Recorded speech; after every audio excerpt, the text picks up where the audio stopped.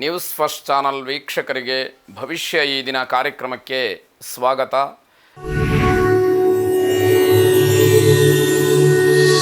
ಮೊದಲು ಮೇಷರಾಶಿ. ಮೇಷರಾಶಿಯವರಿಗೆ ನಿಮ್ಮ ಉದ್ಯೋಗದ ಸ್ಥಳದಲ್ಲಿ, ನಿಮ್ಮ ನೌಕರಿಯ ಸ್ಥಳದಲ್ಲಿ, ಹಾಗೆ ವೃತ್ತಿಯಲ್ಲಿ ಮೇಲಧಿಕಾರಿಗಳಿಂದ, ಹಿರಿಯರಿಂದ ಯಾವುದೇ ರೀತಿಯ ಒತ್ತಡಗಳಿರುವುದಿಲ್ಲ. ಕೆಲಸ ಮಾಡುವುದರಲ್ಲಿ ನೀವು ಸ್ವತಂತ್ರರಾಗಿರ್ತೀರಿ. ನಿಮ್ಮ ಇಚ್ಛೆಯಂತೆ ದೊಡ್ಡವರಿಗೆ, ಹಿರಿಯರಿಗೆ, ಒಂದು ಸಂಸ್ಥೆಗೆ ಯಾವುದು ಒಳಿತೋ ಆ ರೀತಿಯ ಕೆಲಸಗಳನ್ನು ಮಾಡುವಾಗ ನಿಮ್ಮ ನಿರ್ಧಾರವೇ ಕೊನೆಯದಾಗಿರ್ತಕ್ಕಂಥದ್ದು. ಆದರೆ ಅದರಲ್ಲಿ ಅನುಮಾನ ಇರತಕ್ಕಂಥವರು ಕೆಲವರು ವಿಚಾರವನ್ನು ಕೇಳಿ ತಿಳಿದು ಅದರಂತೆ ನಡ್ಕೊಳ್ತಕ್ಕಂಥದ್ದು, ಅವರ ಒಳ್ಳೆಯತನವನ್ನು ತೋರಿಸ್ತಕ್ಕಂಥದ್ದು.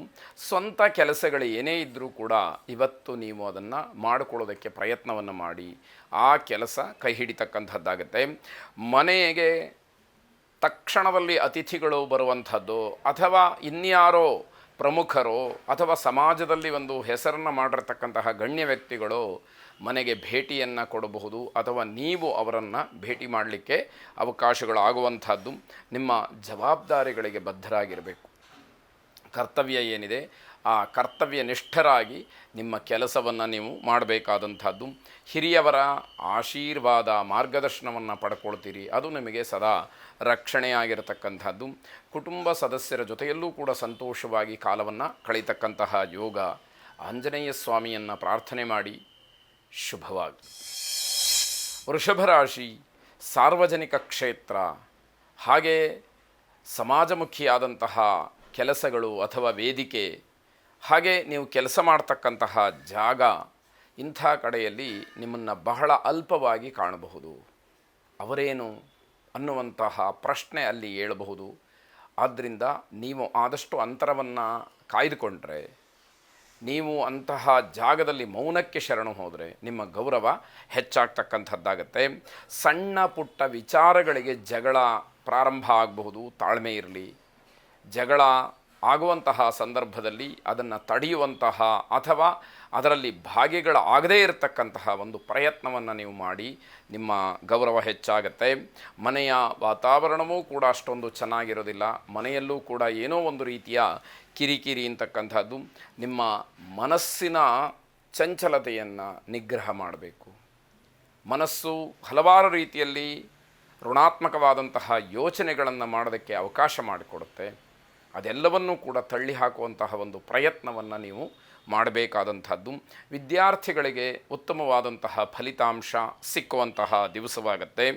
ನಿಮ್ಮ ಗುರುಗಳನ್ನು ಪ್ರಾರ್ಥನೆ ಮಾಡಿ, ಅನುಕೂಲ ಇದ್ದಂಥವರು ನಿಮ್ಮ ಗುರುಗಳ ದರ್ಶನವನ್ನು ಮಾಡಿ ಅವರ ಆಶೀರ್ವಾದವನ್ನು ಪಡ್ಕೊಳ್ಳಿ. ಸದ್ಗುರುಗಳ ಆಶೀರ್ವಾದ ನಿಮಗೆ ರಕ್ಷಣೆಯಾಗಿರುತ್ತೆ. ಶುಭವಾಗಿ. ಮಿಥುನ ರಾಶಿ. ಮುಖ್ಯವಾದಂತಹ ಕೆಲಸಗಳ ಬಗ್ಗೆ ನಿರ್ಲಕ್ಷ್ಯವನ್ನು ಮಾಡ್ತೀರಿ. ಮಾಡಿದರೆ ಆಯಿತು ಅನ್ನುವಂತಹ ಒಂದು ಭಾವನೆ ನಿಮ್ಮ ಮನಸ್ಸಿನಲ್ಲಿ ಬರುತ್ತೆ. ಇದರ ಜೊತೆಯಲ್ಲಿ ಅವಕಾಶಗಳಿಂದ ವಂಚಿತರಾಗ್ತೀರಿ.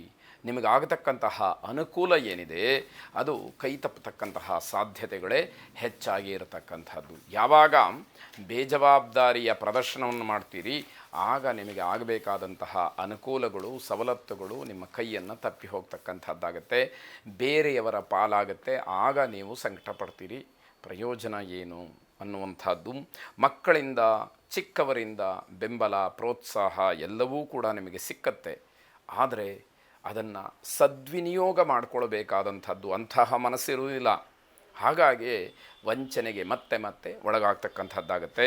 ನಿಮ್ಮಿಂದ ಬೇರೆಯವರಿಗೆ ಸಹಾಯವಾಗುತ್ತೆ. ಯಾವಾಗ ನೀವು ಬೇಜವಾಬ್ದಾರಿತನದಿಂದ ವರ್ತಿಸ್ತೀರಿ ಅಂತಹ ಸಮಯವನ್ನು ಬೇರೆಯವರು ಉಪಯೋಗ ಮಾಡಿಕೊಳ್ತಾರೆ. ನಿಮಗೆ ದಕ್ಕಬೇಕಾದಂಥದ್ದು ಬೇರೆಯವರ ಪಾಲಾಗತ್ತೆ. ಇದನ್ನು ಆಲೋಚನೆ ಮಾಡಬೇಕಾದಂಥದ್ದು. ನಿಮ್ಮನ್ನು ಮರೆತು ಬಿಡ್ತಾರೆ. ನಿಮ್ಮಿಂದ ಸಹಾಯ ಪಡ್ಕೊಂಡಿರ್ತಾರೆ, ನಿಮ್ಮಿಂದ ಅನುಕೂಲ ಆಗಿರುತ್ತೆ. ಕಾಲಕ್ರಮೇಣ ನಿಮ್ಮನ್ನು ಮರೆತು ಬಿಡ್ತಾರೆ ಅಂತಕ್ಕಂಥದ್ದು ಒಂದು ರೀತಿಯಲ್ಲಿ ಮತ್ತೆ ಆಘಾತವನ್ನು ಉಂಟು ಮಾಡುತ್ತೆ. ಲಕ್ಷ್ಮೀ ದೇವಿಯನ್ನು ಪ್ರಾರ್ಥನೆ ಮಾಡಿ, ಶುಭವಾಗಿ. ಕರ್ಕಾಟಕ ರಾಶಿ. ಸ್ಥಿರಾಸ್ತಿಯನ್ನು ಖರೀದಿ ಮಾಡಬೇಕು ಅಂತಕ್ಕಂತಹ ಆಲೋಚನೆ ಮನಸ್ಸಿನಲ್ಲಿ ಬರುತ್ತೆ. ಅವಕಾಶಗಳು ಏನೇ ಇರಲಿ ನನ್ನ ಪ್ರಯತ್ನವನ್ನು ನಾನು ಮಾಡ್ತೇನೆ ಅನ್ನುವಂತಹ ಮನಸ್ಥಿತಿಯಲ್ಲಿ ಇರ್ತೀರಿ ಅಂತಕ್ಕಂಥದ್ದು. ಸಾಮಾಜಿಕ ಕೆಲಸ ಕಾರ್ಯಗಳಲ್ಲಿ ಭಾಗವಹಿಸ್ತೀರಿ. ಸಮಾಜಮುಖಿಯಾದಂತಹ ಕೆಲಸ ನಿಮಗೆ ಒಂದಷ್ಟು ಸಮಾಧಾನವನ್ನು ಕೊಡ್ತಕ್ಕಂಥದ್ದು. ಪಿತ್ರಾರ್ಜಿತವಾದಂತಹ ಆಸ್ತಿಯಿಂದ ಹಣ ಬರ್ತಕ್ಕಂತಹ ಸಾಧ್ಯತೆ ಸ್ವಲ್ಪ ಮಟ್ಟಿಗೆ ಕಾಣ್ತಾ ಇದೆ. ಪಿತ್ರಾರ್ಜಿತವಾದಂತಹ ಆಸ್ತಿಯ ವಿಚಾರದಲ್ಲಿ ನೀವು ಒಂದಷ್ಟು ಪ್ರಯತ್ನಗಳನ್ನು ನಡೆಸಿದರೆ ನಿಮಗೆ ಹಕ್ಕಿನ ಬಾಪತು ಏನು ಬರಬೇಕೋ ಅದು ನಿಮ್ಮ ಕೈ ಸೇರ್ತಕ್ಕಂಥದ್ದು. ವ್ಯಾಪಾರಸ್ಥರಿಗೆ ಹೆಚ್ಚಿನ ಲಾಭ ಸಿಕ್ಕುವಂತಹ ದಿವಸ. ನಿಮ್ಮ ಜೀವನದಲ್ಲಿ ಅಳವಡಿಸಿಕೊಂಡಿರತಕ್ಕಂತಹ ಯಾವ ಶಿಸ್ತಿದೆ ಅದನ್ನು ಬೇರೆಯವರಿಗೆ ಒತ್ತಡಪೂರ್ವಕವಾಗಿ ಹಾಕಬೇಡಿ. ನನ್ನ ಹಾಗೇ ಇರಬೇಕು, ನಾನು ಹೇಳಿದ್ದನ್ನೇ ಕೇಳಬೇಕು ಅನ್ನುವಂತಹ ಭಾವನೆಗಳು, ಆ ರೀತಿಯ ಒಂದು ಧೋರಣೆ ನಿಮಗೆ ಬೇಡ ಅಂತ ಅರ್ಥ. ನಿಮ್ಮ ಮಾತು, ನಡೆ, ನುಡಿ ಇವೆಲ್ಲವೂ ಕೂಡ ವಿನಯದಿಂದ ಕೂಡಿರಲಿ ಅನ್ನುವಂಥದ್ದು.